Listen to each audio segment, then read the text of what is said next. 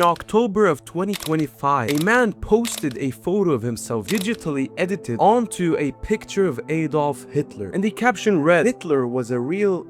No one gives a fuck what stupid outlets you Fruit Loops say. The man's name is Myron Gaines, and you've probably heard of him from the Fresh and Fit podcast. You know, that podcast that all of us pointed and laughed at together before. Yeah, that's the same guy. He has been making other types of content, so to say. 5 years ago, he was making content about dating. Not that the content and the advice were amounting to much, but that was his niche. And now 5 years later, we're here with the Hitler posts and the captions and whatever. And how did we get here? I mean, it's not like you go from dating to Hitler. It's not a natural thing you do as a human being, right? So today I wanted to trace that, exactly how that happened. Not because Myron Gaines deserves a platform, not even that I give him a platform by making this video. As you guys know, I'm not the biggest channel on the internet, but because understanding how somebody travels from relationship advice to Holocaust defense in 5 years tells us something important about how the internet works and what it does to people who get swallowed by it.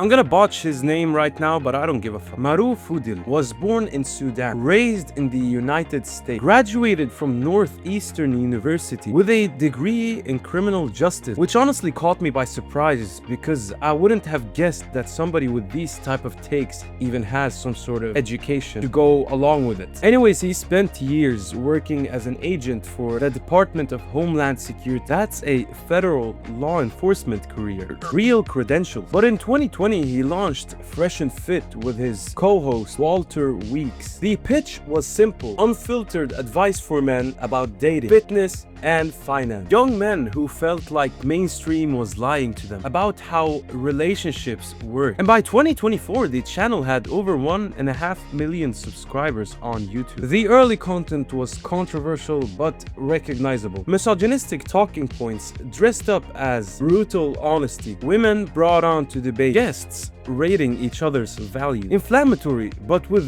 broad ecosystem of manosphere. Content that already had millions of viewers across multiple platforms. But then, as classic as it is, something changed.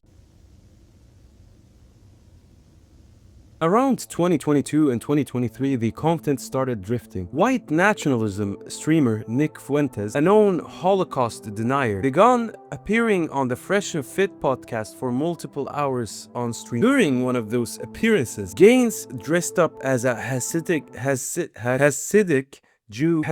Jewish man, while a comedian mocked Jewish costumes. The cash register sound playing on the soundboard every time the word Jew was mentioned. In 2023, YouTube demonetized the channel completely and removed it from the partner program for multiple policy violations. The hosts moved significant operations to Rumble, a platform that had become a destination for the people who had been banned or demonetized from other platforms. But here is what I find psychologically interesting about this moment. The demonetization, in my opinion, should have been a signal to pull back. Like, if I made stupid content and I was demonetized for it, it should say a lot about my content itself. So I should start reflecting upon what I'm doing here on the internet. Instead, for them, and especially for Myron, it functioned as a confirmation. The classical framing that is now, they're silencing us because we're telling the truth, which is something you've probably heard from Andrew Tate before, where he talks about the fact that the Matrix is trying to silence him because he is getting banned for having stupid takes. Every platform action became proof of a conspiracy. And that framing is incredibly useful because you can keep your audience radicalized and engaged. Because here's the thing about the manosphere to anti-Semitism pipeline that the Southern Poverty Law Center documented about the Fresh and Fit case. It's not random. Young men drawn in by fitness advice and dating content are progressively introduced to racially charged framings of social problems, then conspiracies, and then Holocaust denial. The entry point is always something relatable, and you've probably noticed this yourself when you watch these content creators. And in the beginning you thought to yourself, well, they're making some sort of sense, and I mean, I can see why people listen to these guys. But these people who are listening to these guys, they start off with listening to the talk that in their head makes sense, but then they get dug into further and further into these ideas and ideologies that they really don't stand by, but because they've dug themselves so deep into this pipeline, they cannot see the reality anymore. The entry point point is always relatable. The destination, however, is always somewhere much darker. Because Myron Gaines didn't start off by defending Hitler. He started telling guys to take care of themselves and value themselves. The radicalization happened slowly, step by step, and the audience moved with him because each step felt like a small extension of the last one. In July 2025, a clip from the Fresh and Fit After Hours episode went viral. In it, guests praised Adolf Hitler and justified the Holocaust. One panelist claimed that the Jews deserved it. Another described Hitler as a man trying to save the world. And another called for violence against Jewish people. And of course, Myron Gaines laughed and nodded along. The same year, he was invited to speak at Penn State and University of South California.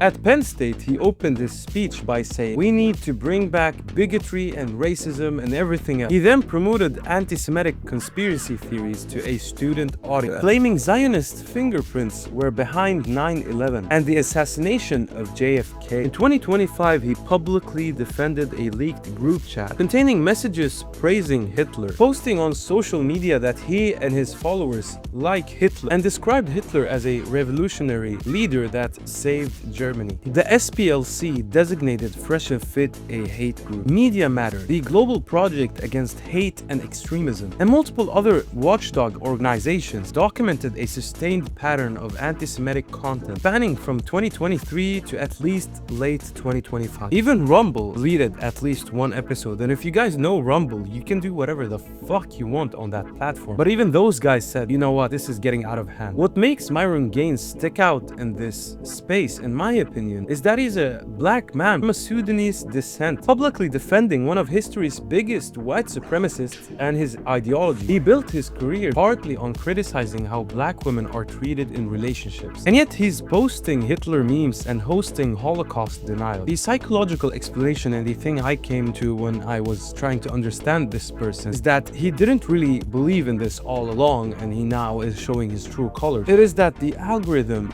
and the audience rewarded escalation. Every time the content pushed further, the engagement spiked, the controversy drove numbers, and the numbers became the feedback loop that pushed him further. At the same point, the ideology stopped mattering. The outrage became the product. Fresh and Fit started as a dating podcast. It ended up on a hating group list. And the road between these 2 points wasn't a sudden collapse. It was a slow walk, one viral clip at a time, rewarded every step of the way by the algorithm. And that algorithm doesn't really care what you're saying as long as people are watching. That is going to be it for today's video. Thank you so much for watching. Before I go, I just want to say this, I had a really fucking hard time recording this video. I don't know what was happening to me, but I just couldn't talk. So I probably cut a lot in this video, but it was just a fight to get through talking. I don't know what's going on with me. Even now, I'm not able to put into words. Anyways, I hope you enjoyed it. Thank you so much for watching. Leave a sub.